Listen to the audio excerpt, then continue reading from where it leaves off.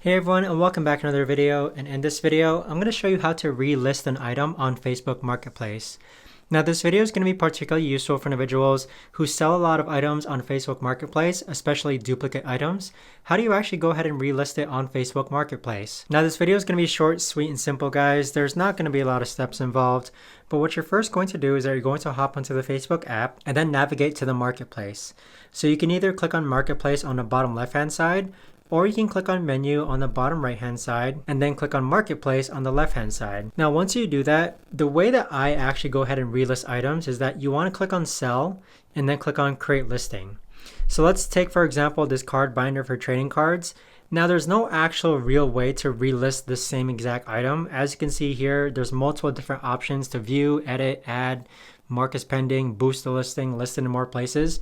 But the quickest way that I found to relist an item is that if you click on Create Listing and then click on one item, you could actually go ahead and create an album on your phone with the photos of the products that you want to sell. So if we click on Add Photos or Videos, you'll see that I have my card binder right over here. So what I'll do is I'll actually select those photos again, and then I'll give it the same title. So we'll say card binder. And then what I found to be really helpful is pre-built descriptions for all items. And the way I do this is that if you click on description, there's this thing called text replacements on your phone.